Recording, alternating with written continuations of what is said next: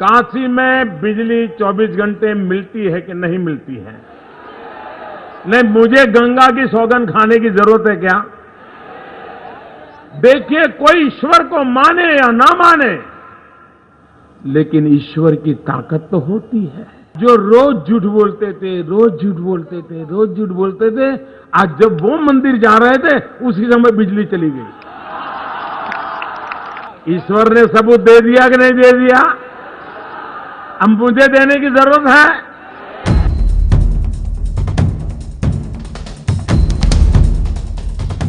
उत्तर प्रदेश का चुनावी संग्राम अंजाम की दहलीज पर खड़ा है। आखिरी चरण के मतदान से पहले राजनीतिक दलों ने अपने हमले और तेज कर दिए हैं। कोई आरोपों के तीर बरसा रहा है तो कोई जुबानी तलवार चला रहा है। अभी प्रधानमंत्री जी आए थे गोंडा में और कहने लगे कि बहुत उत्तर प्रदेश में नकल हो रही है। हम तो गाजीपुर के लोगों से पूछना चाहते हैं, बताओ परीक्षा कहां पे हो रही है? कोई परीक्षा नहीं हो रही। और जब मंच पे बैठे थे तो हमने पूछा, ये बताओ कि सबसे बड़ा नकल वाला माफिया तो आपके मंच पे ही बैठा है। यूपी की इस महाभारत में एक तरफ भैया और बहन जी हैं तो दूसरी तरफ मोदी। लेकिन इस चुनावी संग्राम में योगी जी का एक तीसरा त्रिकोण भी मौजूद है।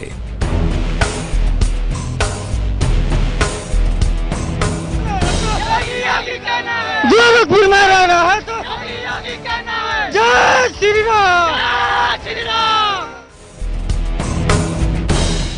उत्तर प्रदेश की चुनावी सभाओं में काला चश्मा आंखों पर चढ़ाए जब ये चेहरा मंच पर प्रकट होता है तो सभा में एक सिरहन पैदा कर देता है। गोरखपुर के सांसद योगी आदित्यनाथ बीजेपी के स्टार प्रचारक हैं और यूपी के इस चुनावी संग्राम का एक अहम चेहरा भी। कि जिन लोगों ने करबला बनाया है, जिन लोगों ने कब्रिस्तान बनाया है, अब समय आ गया जब इनको वहीं पहुंचा देने की आवश्यकता है। और यही कहने के लिए आज मैं आपसे आया हूं।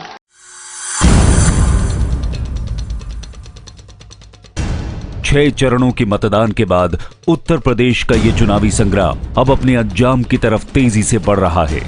और इसीलिए बहन जी और भैया जी जहां अपना आखिरी जोर लगा रहे हैं, वहीं योगी जी भी चुनावी मैदान में कसकर ठोक रहे हैं ताल।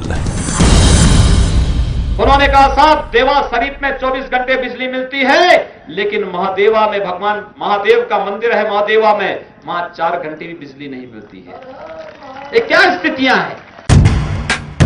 उत्तर प्रदेश का चुनावी मुकाबला यूं तो त्रिकोणीय नजर आ रहा है, लेकिन यहां असल मुकाबला प्रधानमंत्री नरेंद्र मोदी बनाम बहन जी और भैया के बीच हो रहा है। इसीलिए बीजेपी की तरफ से योगी आदित्यनाथ ने भी अखिलेश यादव और मायावती के खिलाफ मोर्चा संभाल रखा है।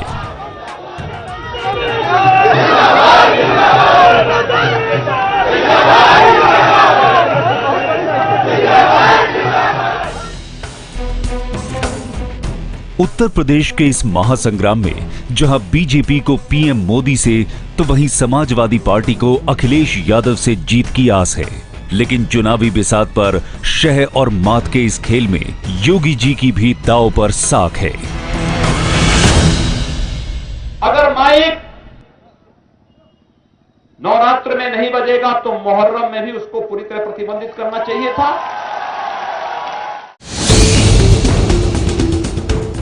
व्यक्ति विशेष में आज हम आपको बताएंगे कि कैसे योगी आदित्यनाथ लड़ रहे हैं अपने विरोधियों के साथ जंगे जुबानी। साथ ही आपको दिखाएंगे योगी आदित्यनाथ की हिंदुत्व गिरी की पूरी कहानी और पड़ताल इस बात की भी करेंगे कि आखिर क्यों उत्तर प्रदेश के इस चुनावी संग्राम में एक अहम चेहरा बन गए हैं बीजेपी के योगी।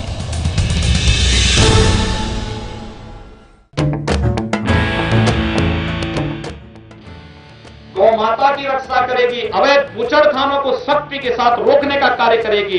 लेकिन अगर सपा बसपा जीते तो बंधुओं, उनकी सोच करबला और कब्रिस्तान से आगे बढ़ ही नहीं सकती है। इसलिए कतई उनको अवसर देने की आवश्यकता नहीं।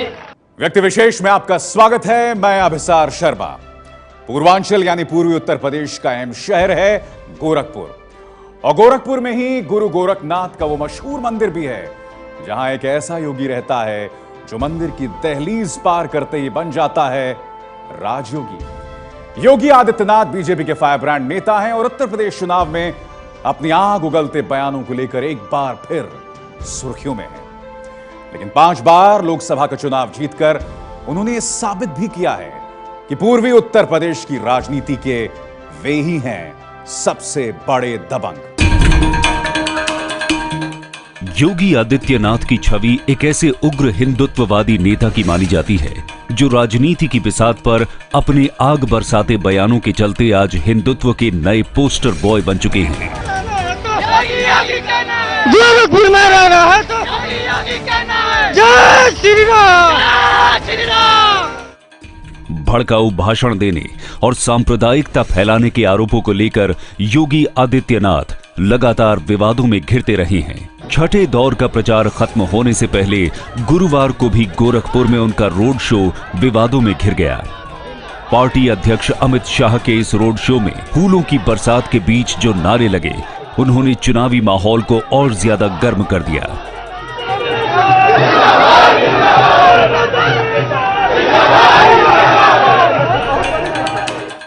गोरखपुर के सांसद योगी आदित्यनाथ हिंदुओं के पक्ष में और मुसलमानों के खिलाफ खुलकर बोलते रहे हैं और अपने इसी अंदाज में उन्होंने प्रचार के आखिरी दिन जय श्री राम के ये नारे भी लगवाए।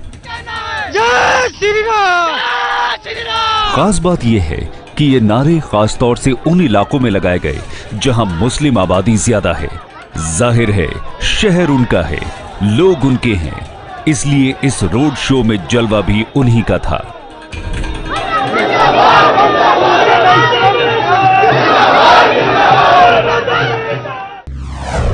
की नारेबाजी हो रही है, क्या कहें?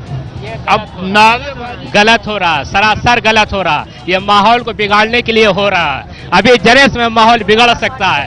ये वो पार्टी का नारा लगना चाहिए, तो यहाँ जय श्री राम का नारा। शाह जिंदाबाद करें, मोदी जिंदाबाद करें और फिरका परस्ती वाला नारा नहीं लगाना चाहिए।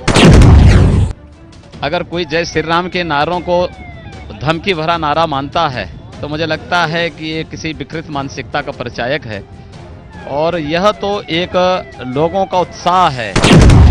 उत्तर प्रदेश के चुनाव में बीजेपी ने योगी आदित्यनाथ को स्टार प्रचारक बनाया है, लेकिन वो महज एक राजनेता ही नहीं बल्कि गुरु गोरखनाथ मठ के महंत भी हैं।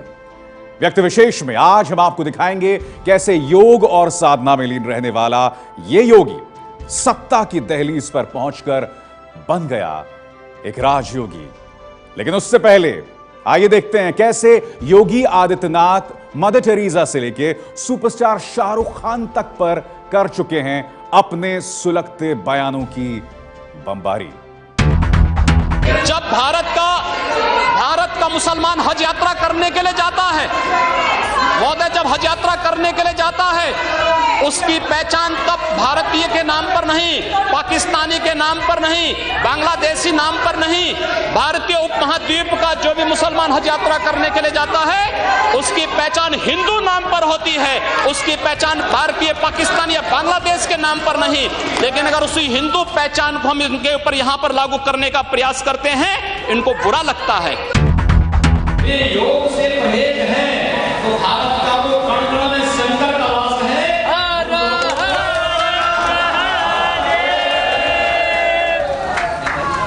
और तमाशे यदि किसी को सांप्रदायिकता नजर आती है तो मैं उनसे विनम्र अनुरोध करूंगा या वो समुद्र में डूब के डूबने के लिए चले जाएं या किसी अंधेरी कोठरी में उनको।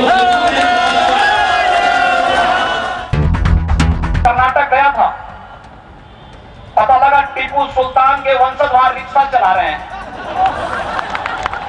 और मैं कलकत्ता गया था, बहादुर शाह जफर के परिवार के लोग वहां एक घर में बर्तन मांज रहे हैं। मौलाना या कान खोल कर सुन लो, जिस दिन हिंदू जगेगा उस दिन कहीं रिक्शा चलाते हुए कहीं बर्तन मांजते हुए दिखाई दोगे।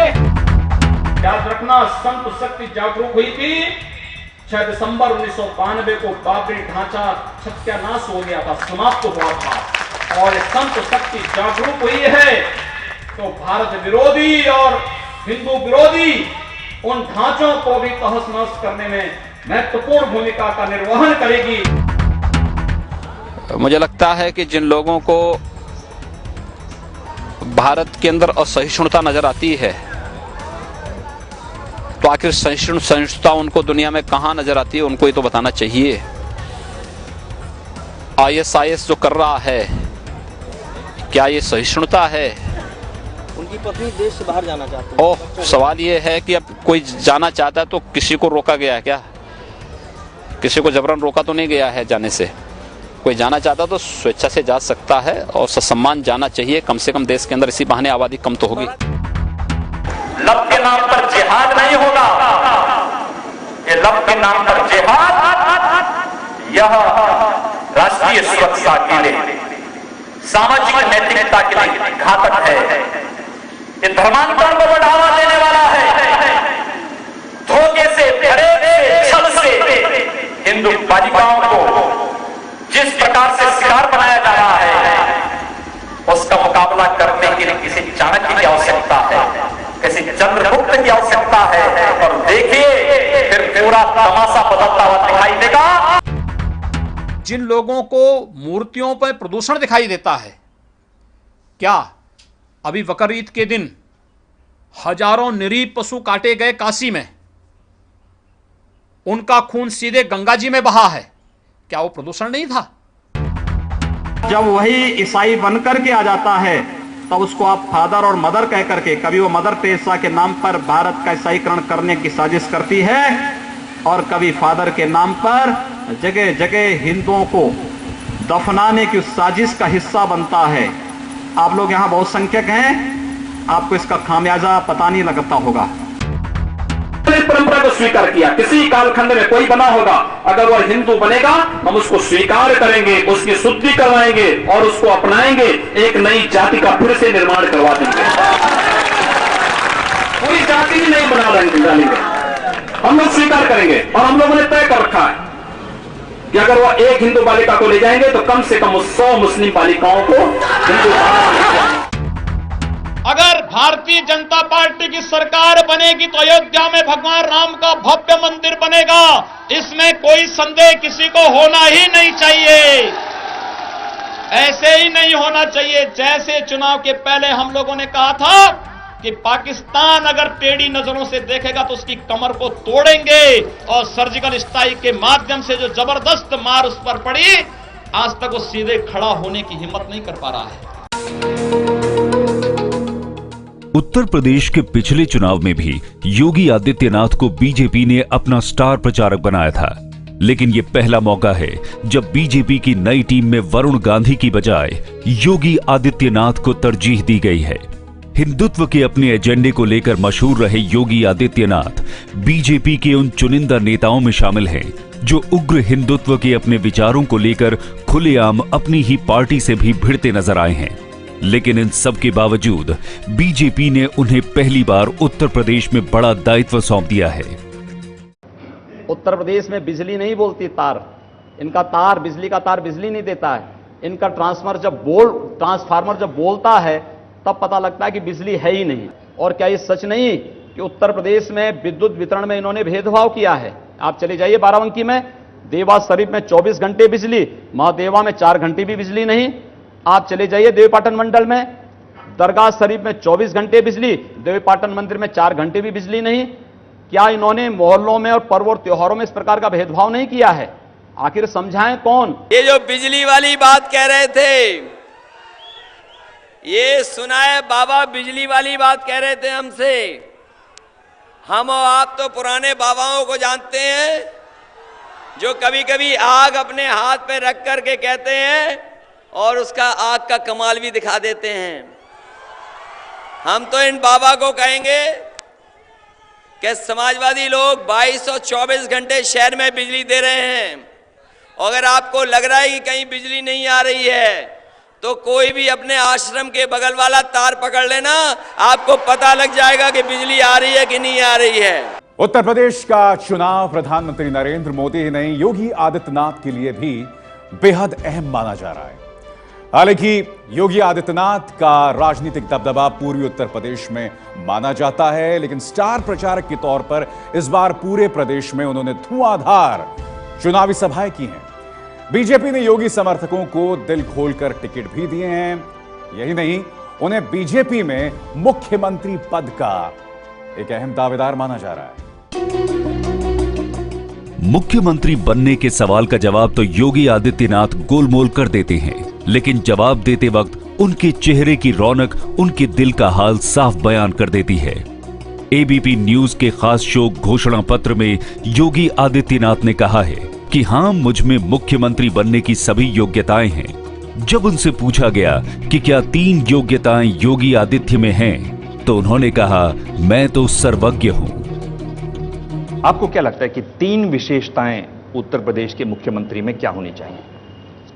देखिए, उत्तर प्रदेश, हाँ, पहली विशेषता, देखिए, उत्तर प्रदेश के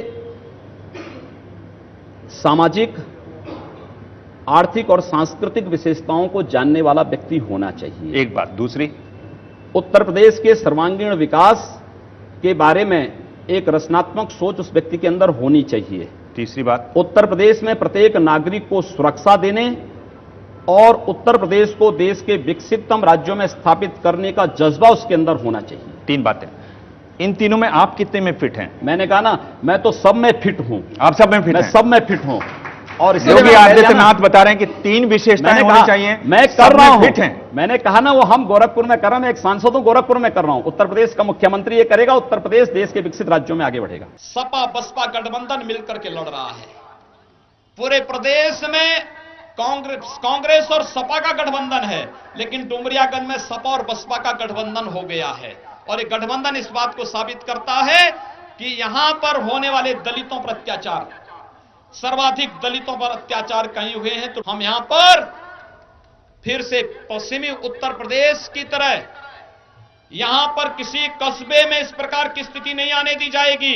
अगर किसी ने पलायन करने के लिए मजबूर किया तो वहां पर ईंट से ईंट बजाने का कार्य हमारा कार्यकर्ता करेगा और हम विपरीत से विपरीत परिस्थितियों में वहां पर लड़ेंगे। पूर्वांचल के जिस इलाके में योगी आदित्यनाथ का दबदबा माना जाता है, वहां की 49 सीटों में से बीजेपी पिछले चुनाव में सिर्फ 7 सीटें ही जीत सकी थी। और यही वजह है कि यूपी का ये चुनाव योगी आदित्यनाथ के लिए बड़ी अग्नि परीक्षा बन चुका है। बीजेपी की तरफ से इस चुनाव में सबसे अधिक रैलियां योगी आदित्यनाथ ने की हैं। तन पर भगवा चोला और आंखों पर काला चश्मा चढ़ाए इस फायर ब्रांड नेता ने दिन भर में 10-10 सभाएं तक की हैं। छठे चरण में पूर्वी उत्तर प्रदेश में मतदान हुआ है। पूर्वांचल के अपने गढ़ में तो योगी आदित्यनाथ ने छोटी छोटी जगहों पर जाकर भी बीजेपी के लिए वोट मांगा। दिलचस्प बात यह है कि जब वो बोलते हैं तो उनके भाषण सुनने वाले अपने मोबाइल फोन में रिकॉर्ड भी करते हैं। हालांकि योगी आदित्यनाथ चुनाव प्रचार में लव जिहाद, गौरक्षा और हिंदुओं के पलायन जैसे पुराने मुद्दों पर ही जोर लगाते नजर आए हैं। पीस पार्टी के अध्यक्ष के नाम आज एक नया अलंकर जुड़ा है।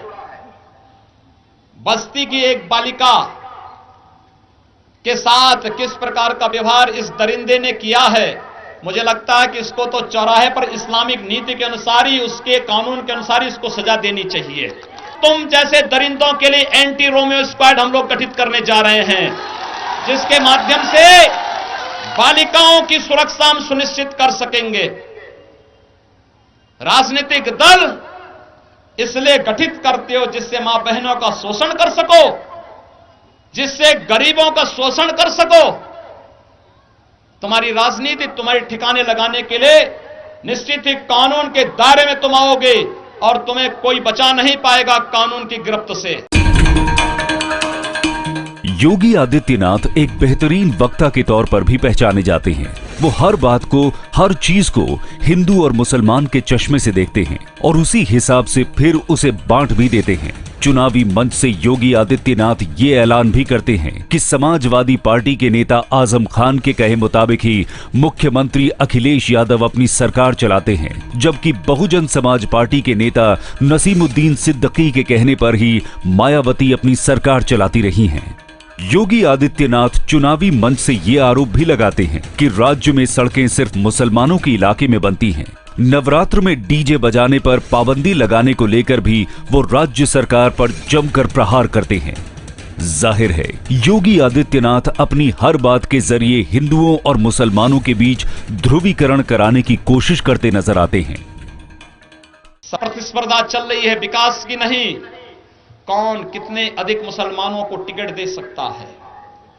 5 साल तक बहुजन समाजवादी पार्टी ने, 9 वर्षों तक समाजवादी पार्टी ने केवल एक ही काम किया, विकास का नहीं, सड़क नहीं, बिजली नहीं, पानी नहीं, किसानों के मुआवजे नहीं, किसान को उपज का दाम मिले नहीं, चिकित्सालयों में चिकित्सक तैनात हो, दवा मिले नहीं, विद्यालयों में शिक्षक तैनात हो, ये नहीं। सारे अच्छे सकारात्मक कार्यों में इनका नकारात्मक जवाब आता था। लेकिन इन लोगों ने 5 वर्षों तक तुष्टीकरण के नाम पर समाज को बांटने का काम किया, जातिवाद की राजनीति करके हिंदू समाज को कमजोर किया। उत्तर प्रदेश चुनाव में चुनाव के दौरान विरोधी दल योगी आदित्यनाथ पर चुनाव को सांप्रदायिक रंग देने का आरोप लगाते रहे हैं, लेकिन ये पहला मौका नहीं है जब उन्होंने विवादित बयान दिया है। योगी आदित्यनाथ के विवादों का सिलसिला उतना ही पुराना है जितना पुराना गोरखपुर में उनकी राजनीति का सफर रहा है। उत्तर प्रदेश की गोरखपुर लोकसभा सीट से लगातार 5वीं बार जीतकर योगी आदित्यनाथ संसद तक पहुंचे हैं। समाजवादी पार्टी, कांग्रेस और बहुजन समाज पार्टी कोई भी यहां उनका तोड़ नहीं निकाल सकी है। दरअसल योगी आदित्यनाथ ने विकास के लिए कट्टर हिंदुत्व के एजेंडे को अपनी राजनीति का हथियार बनाया, जिससे उनकी राजनीतिक ताकत लगातार बढ़ती चली गई। पूर्वी उत्तर प्रदेश में योगी आदित्यनाथ को बीजेपी का सबसे बड़ा नेता माना जाता है, लेकिन इस इलाके में उन्होंने हिंदू युवा वाहिनी नाम का अपना एक समानांतर संगठन भी बनाया है।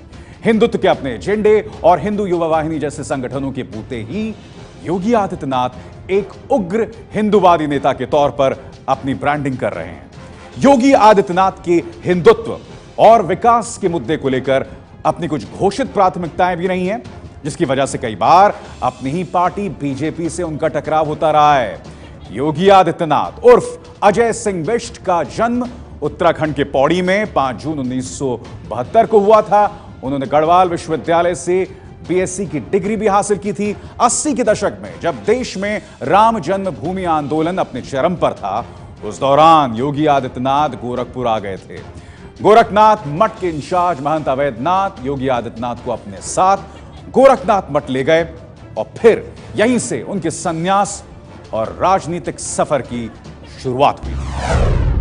योगी आदित्यनाथ एक योगी तो साल 1994 में बने थे, लेकिन राजनीति की दुनिया में उन्होंने अपना पहला कदम 4 साल बाद 1998 में रखा था। आखिर एक योगी कैसे बीजेपी का फायर ब्रांड नेता बन गया? कैसे योगी आदित्यनाथ ने उग्र हिंदुत्व के मुद्दे पर अपनी राजनीति की ब्रांडिंग की? ये सारी बातें बताएंगे आपको, लेकिन एक ब्रेक के बाद।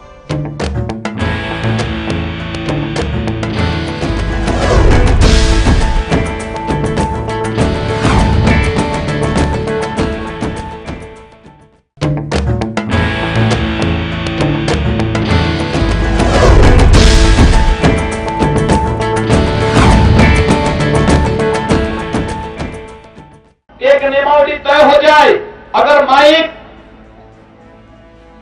नवरात्र में नहीं बजेगा तो मुहर्रम में भी उसको पूरी तरह प्रतिबंधित करना चाहिए था। शस्त्र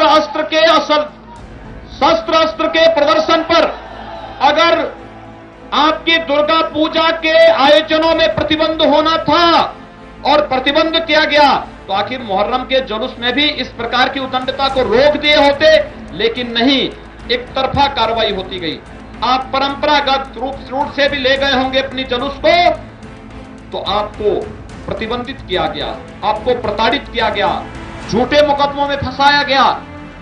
लगातार एक पक्षीय कार्रवाई की जाती रही और दूसरी तरफ जो पुलिस का सिपाही आपके पास आया होगा, मूर्ति की साइज नाप रहा होगा, जमीन के कागज मांग रहा होगा, माइक और डीजे के बारे में पूछताछ कर रहा होगा, वह कभी भी मुहर्रम के मामले में रखी गई ताजिया के स्थल को देखने के लिए कभी झांक के भूल से भी नहीं गया होगा।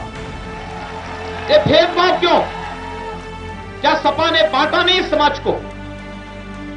मत और मजहब के आधार पर बांटा, अपनी नीतियों को वर्ग विशेष के सीमित करके रख दिया, और यही कारण है कि आज हमें सड़क पर पैसा नहीं दिखाई देता।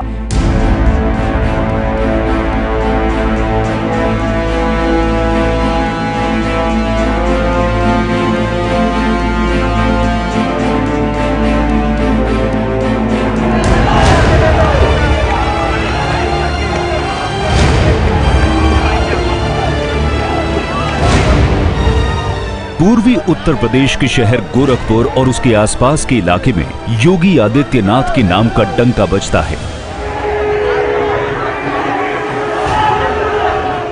पूर्वांचल का ये पूरा इलाका जो योगी आदित्यनाथ का प्रभाव क्षेत्र माना जाता है, इस इलाके में करीब 15 लोकसभा की सीटें आती हैं और यहीं से 49 विधायक चुनकर विधानसभा में पहुंचते रहे हैं। पूर्वांचल के कुशीनगर जिले की 7, देवरिया की 7, बलिया की 7, महाराजगंज की 5, गोरखपुर में 9, आजमगढ़ में 10 और मऊ में 4 विधानसभा सीटें आती हैं। इस पूरे पूर्वांचल इलाके में योगी आदित्यनाथ का राजनीतिक प्रभाव तो माना जाता है, लेकिन वो कभी भी बड़ी तादाद में अपनी पार्टी के विधायकों को जिताकर लखनऊ नहीं भेज सके हैं।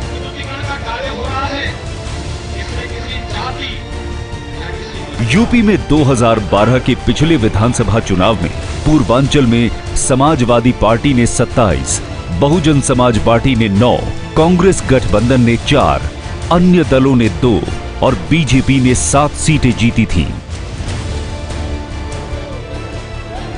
पिछले विधानसभा चुनाव नतीजों से जाहिर है कि योगी आदित्यनाथ राज्य की चुनावी राजनीति में बीजेपी को बढ़त नहीं दिला सके हैं। हालांकि गोरखपुर लोकसभा सीट से 5वीं बार जीतकर वो अभी भी अजेय बने हुए हैं। उत्तर प्रदेश की राजनीति में योगी आदित्यनाथ एक ऐसे जनाधार वाले नेता माने जाते हैं जिनका हर चुनाव में जीत के साथ अपना वोट प्रतिशत बढ़ता गया है और यही वजह है कि बीजेपी ने उन्हें चुनाव में अपना स्टार प्रचारक बनाकर मायावती और अखिलेश यादव के खिलाफ बड़ा दांव चला है। सुना होगा, एक था कंस, उसने अपने पिता को कैद करके बंद कर दिया, जबरदस्ती गद्दी से उतार करके कैद कर दिया और उसके बाद स्वयं वहां का शासक बन गया मथुरा का। और दूसरा था औरंगजेब, जिस औरंगजेब ने अपने बाप को सत्ता से हटाया और अपने बाप को आगरा के किले में कैद कर दिया। मुझे लगता है कि तीसरा नाम उस श्रेणी में कोई जुड़ रहा है तो प्रदेश के मुख्यमंत्री अखिलेश यादव का जुड़ रहा है, जिन्होंने अपने पिता को एक टूटी हुई साइकिल से भी उतार करके बाहर कर दिया है। बुढ़ापे में लोग सहारा देते हैं, कोई भी बुजुर्ग उनका सम्मान देते हैं। भारत सरकार कह रही है कि हम वृद्ध और विधवाओं को पेंशन की राशि बढ़ाएंगे, 300 से बढ़ाकर के 1000 रुपया करेंगे, भारतीय जनता पार्टी कह रही है। लेकिन वारे अखिलेश, आपने अपने बुजुर्ग पिता को साइकिल से भी उतार करके ऐसे बिठा दिया कि बेचारा प्रचार के लिए कहीं उत्तर प्रदेश में नहीं निकल पाए। योगी आदित्यनाथ ने राजनीति में अपना पहला कदम 1998 में रखा था, लेकिन अजय सिंह बिष्ट से योगी आदित्यनाथ वो 4 साल पहले 1994 में तब बने थे जब उन्होंने गोरखपुर के गोरखनाथ मठ में अपना पहला कदम रखा था।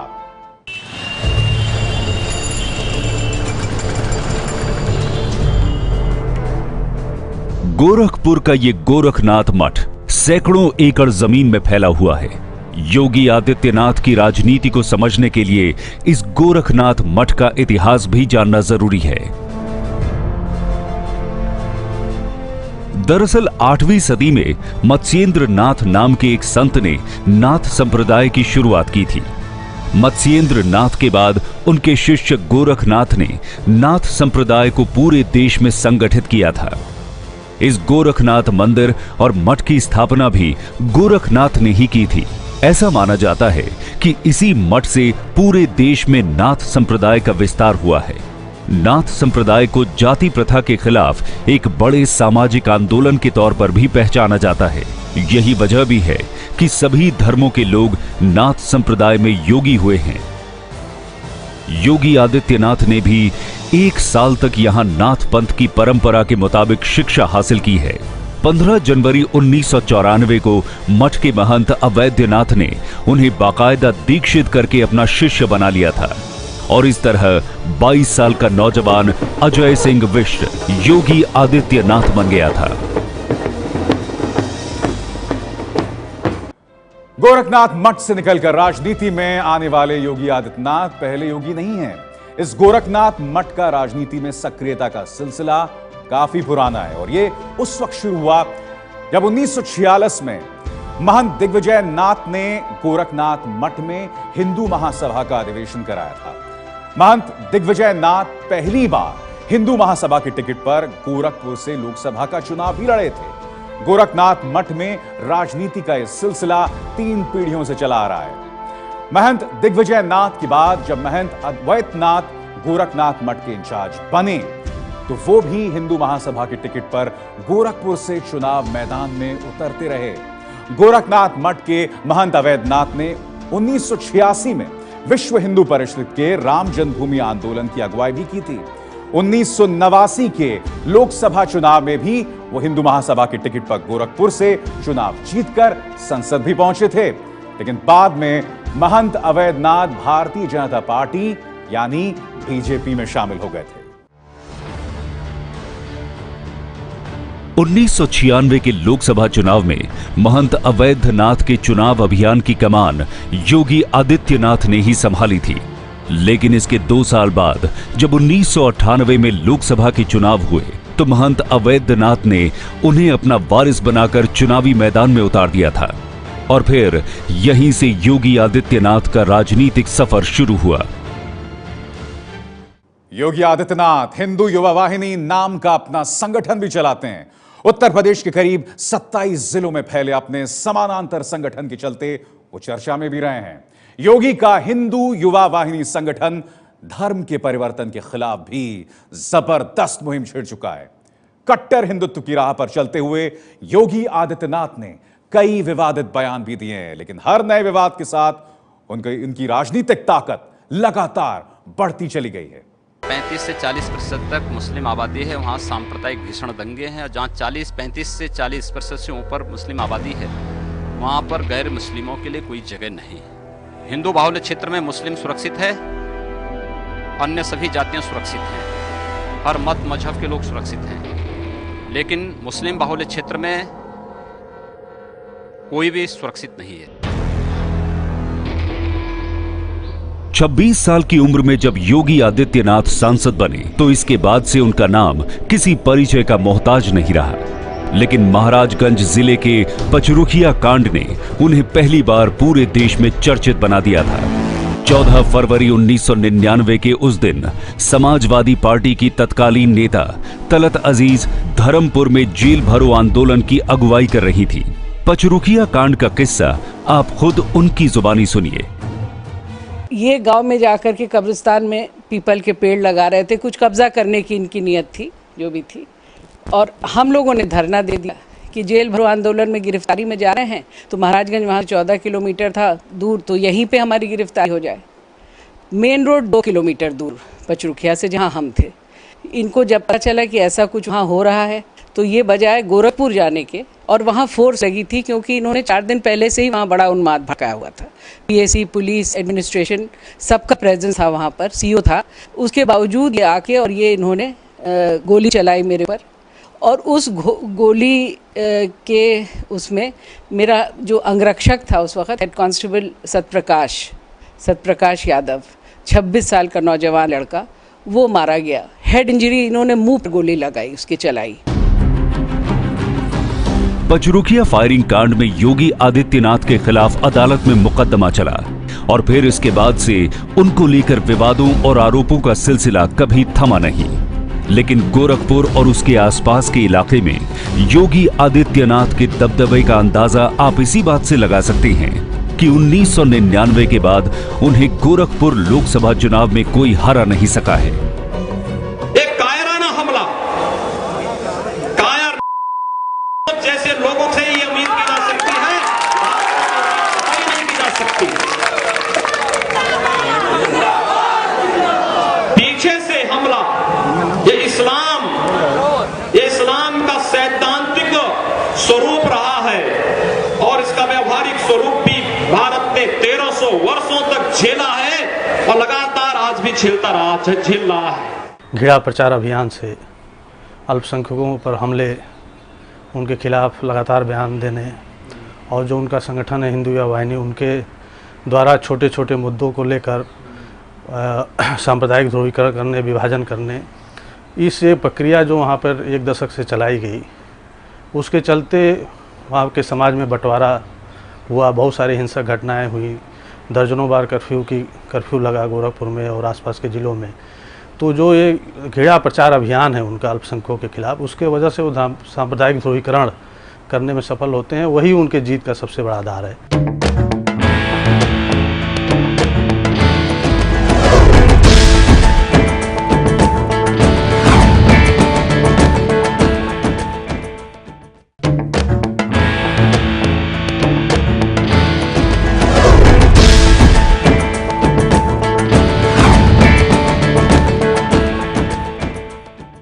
बीजेपी के फायर ब्रांड नेता योगी आदित्यनाथ अपने भाषणों में खुलेआम मुसलमानों को लेकर तीखे हमले बोलते रहे हैं। वो लव जिहाद और हिंदुओं के पलायन जैसे मुद्दे उठाते हैं। वो सांप्रदायिक दंगों के लिए मुसलमानों को जिम्मेदार ठहराते हैं, हालांकि उनके खिलाफ कई केस भी दर्ज हैं। दंगा भड़काने के आरोप में 10 दिन वो जेल में गुजार चुके हैं।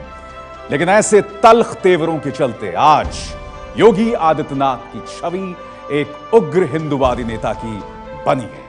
कहा कि यहां भेदभाव होता है। मैंने कहा यह भेदभाव तो उनके संस्कारों में है। उन्होंने कहा साहब देवास शरीफ में 24 घंटे बिजली मिलती है, लेकिन महादेवा में भगवान महादेव का मंदिर है, महादेवा में वहां 4 घंटे भी बिजली नहीं मिलती है। ये क्या स्थितियां हैं? किसी भी सत्ता के लिए सर्वनाक है अगर वह इस आधार पर मत और मजहब देख करके वह अगर इस प्रकार से शासन की सुविधाएं बांट रहा है। और इसलिए हम सब आए हैं आपसे कहने के लिए, पलटू राम जी को भारतीय जनता पार्टी ने पिछले 19 साल में योगी आदित्यनाथ ने हिंदुत्व और विकास के डबल एजेंडे के सहारे ही अपना वोट बैंक बेहद मजबूत किया है। आज उनकी छवि बीजेपी के एक ऐसे फायर ब्रांड नेता के तौर पर बन चुकी है जो अपने काम में किसी का दखल बर्दाश्त नहीं करता है, फिर चाहे वो खुद उनकी अपनी ही पार्टी बीजेपी ही क्यों ना हो। हिंदू या वाहिनी जो उनका संगठन है, जिसके वो संरक्षक हैं, हालांकि उसको वो सांस्कृतिक संगठन कहते हैं, लेकिन वो सांस्कृतिक संगठन नहीं है, बल्कि एक बहुत उनका मिलिटेंट ऑर्गेनाइजेशन है जो अल्पसंख्यकों पर हमले करने के लिए कुख्यात है। उनका संगठन भाजपा से काफ़ी झगड़े भी इतिहास में होते रहे हैं। वो कई बार संगठन अपने लोगों को जो टिकट दिला पाने में असफल रहे हैं, तो उस पार्टी के खिलाफ ही अपने उम्मीदवारों को भी लड़ाते रहे। लेकिन योगी आदित्यनाथ की शख्सियत का एक पहलू और भी है। उनके करीबियों का दावा है कि उनमें पहले वाला जोश और जुनून आज भी कायम है। वो सुबह 3 बजे जाग जाते हैं और फिर रात 11 बजे तक उनकी जनसेवा का सिलसिला चलता रहता है। 5:30 बजे वो नीचे एक बार मंदिर में उतरते हैं। मंदिर का पूरा परिसर, जितना विस्तृत परिसर है, करीब 1 घंटा वो मंदिर की व्यवस्था की दृष्टि से टहलते भी हैं, मंदिर की व्यवस्था का निरीक्षण भी करते हैं। फिर वो ऊपर जाते हैं। ऊपर जाने के बाद तैयार होकर के फिर 8 बजे के आसपास नीचे उतरते हैं। फिर भक्तों के साथ, क्षेत्र की जनता के साथ, सबके साथ उनकी भेंट मुलाकात होती है। कभी कभी तो दोपहर में लौटते हैं, नहीं तो शाम के 8 साढ़े 8 बजे तक लौटते हैं। इसके बाद उनकी 9 बजे रात से शुरू होती है अपने विविध जो उनके जिम्मे सामाजिक संस्थाएं हैं, शिक्षण संस्थाएं हैं, चिकित्सा संस्थाएं, उन संस्थाओं के प्रमुखों के साथ बातचीत, उनके साथ उनकी दूसरे दिन की समस्याएं, उनका निरादान, और रात के 11 बजे तक तो उनकी ये दिनचर्या चलती रहती है। अब इस तरह का जीवन अगर किसी का है तो स्वाभाविक रूप से यह जीवन योगी का जीवन है। गोरखपुर शहर पूर्वी उत्तर प्रदेश के करीब 15 जिलों के लिए आर्थिक गतिविधियों का केंद्र रहा है। उत्तर प्रदेश की सीमा से सटे बिहार के करीब 5 जिले से भी यहां लोग इलाज कराने और पढ़ाई करने के मकसद से आते हैं। लेकिन इन 19 जिलों के लिए गोरखपुर में सिर्फ एक मेडिकल कॉलेज है। दिमागी बुखार से यहां हर साल सैकड़ों बच्चों की मौत हो जाती है। गन्ने की फसल के लिए मशहूर इस इलाके की ज्यादातर चीनी मिलें आज बंद पड़ी हैं। इस पूरे इलाके में बाढ़ से तबाही भी एक बड़ा मुद्दा है। शहर का इंफ्रास्ट्रक्चर खस्ता हाल है और यहाँ जल भराव एक बड़ी समस्या है। सांसद के तौर पर योगी आदित्यनाथ के लिए ये समस्याएं एक बड़ी चुनौती रही हैं, जिसके निदान का आज भी लोगों को इंतजार है। आज ये जो सिद्धि हो रही है, इसकी क्रेडिट योगी आदित्यनाथ से लेकर के सारे एमपी, जरा खड़े हो जाए एमपी, यही एमपी है जिन्होंने दिन रात काम किया है। उसके कारण के बाद एक काम सफल हो रहे हैं, मैं उनका अभिनंदन करता हूं, उनका सम्मान करता हूं। योगी आदित्यनाथ पिछले 18 सालों से गोरखपुर के सांसद हैं और उत्तर प्रदेश में मुख्यमंत्री पद के अहम दावेदार भी माने जाते हैं। यही वजह है कि यूपी के मौजूदा चुनाव में उनकी राजनीतिक साख दांव पर लगी है। यकीनन पूर्वांचल में बीजेपी की जीत का बड़ा श्रेय योगी आदित्यनाथ के खाते में ही दर्ज होगा, लेकिन इस चुनाव में बीजेपी की हार उनकी सियासत पर एक बड़ा कुठाराघात भी साबित हो सकता है।